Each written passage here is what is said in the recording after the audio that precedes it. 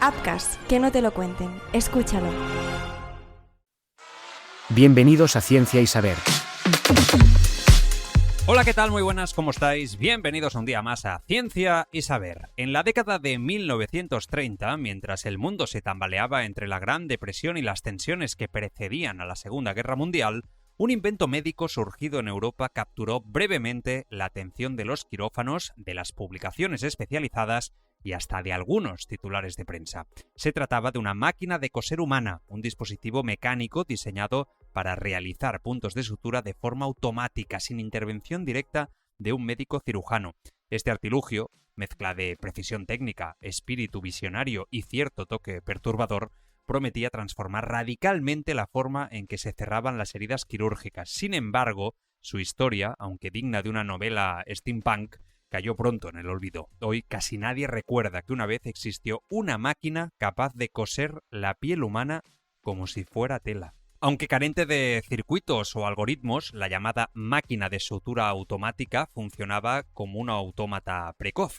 Se colocaba directamente sobre la piel abierta del paciente y mediante un sistema de palancas articuladas, ruedas dentadas, recortes calibrados y guías metálicas ajustables, realizaba una serie de puntos de sutura equidistantes, simétricos y sorprendentemente firmes.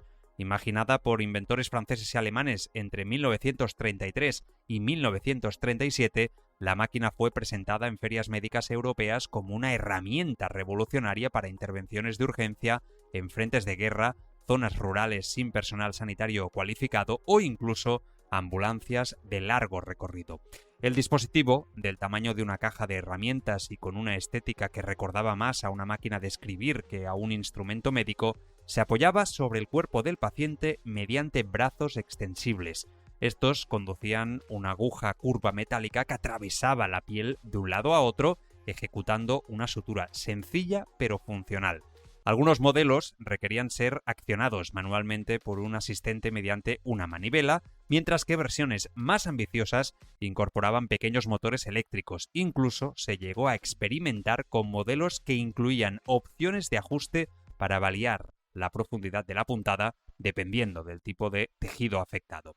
El diseño era ingenioso y, en cierto modo, adelantado a su tiempo. Se inspiraba tanto en principios de ingeniería mecánica como en una visión casi utópica de automatización médica.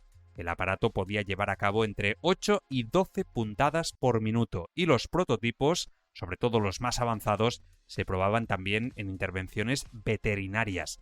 Las revistas médicas de la época lo describieron como una posible solución a la falta de médicos en zonas remotas y una alternativa en contextos de guerra donde el tiempo y el personal escaseaban. Los primeros ensayos clínicos realizados en hospitales militares y facultades de medicina demostraron que la máquina era particularmente eficaz en heridas lineales, limpias y poco profundas. Era capaz de completar una sutura básica en menos de 30 segundos, reduciendo el tiempo operatorio de manera significativa.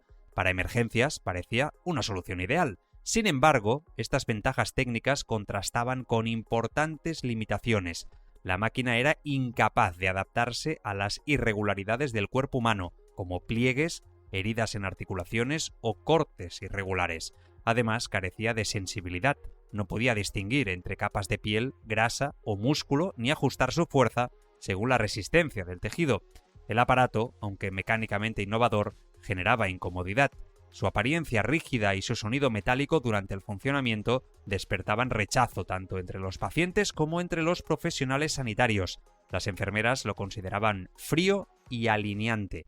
Los médicos una amenaza a su autonomía y a la complejidad intuitiva de su oficio. La resistencia fue tan fuerte que incluso asociaciones médicas de varios países desaconsejaron su uso, argumentando que la tecnología no podía reemplazar ni la pericia ni el juicio clínico del ser humano. El golpe final llegó con una serie de fallos mecánicos en pruebas reales, puntos de sutura mal ejecutados, heridas que se abrieron posteriormente por tensiones mal medidas e incluso infecciones causadas por ajustes incorrectos. Ante la presión y el escepticismo, la mayoría de los prototipos fueron archivados y jamás llegaron a la producción industrial. Hoy, apenas unos pocos modelos sobreviven en vitrinas de museos médicos en París, Berlín y en Praga. Lo más fascinante del caso es que, en su esencia, la máquina de coser humana anticipaba un debate que hoy sigue muy vigente. ¿Puede una máquina reemplazar el trabajo de un cirujano? ¿Dónde está la línea entre herramienta y sustituto? En los quirófanos contemporáneos, los sistemas robóticos como el conocido Da Vinci operan con una precisión que supera la mano humana, pero siempre bajo el control de un médico. La clave está en la colaboración, no en la sustitución. En este sentido, el fracaso de la máquina de sutura automática no fue tanto una derrota técnica como un choque cultural, en una época en la que la confianza en la tecnología todavía era frágil y donde la medicina se concebía como una práctica profundamente humana y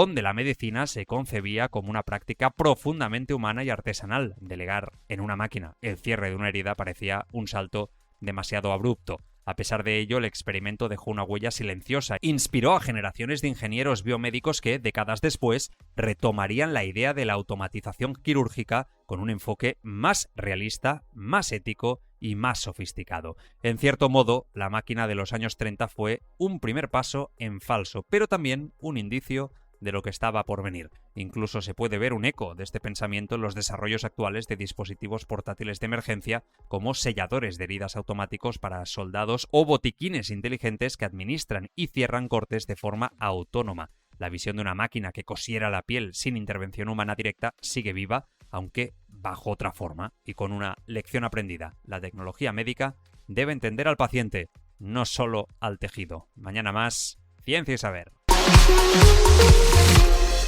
Ciencia y Saber, una producción de Upcast.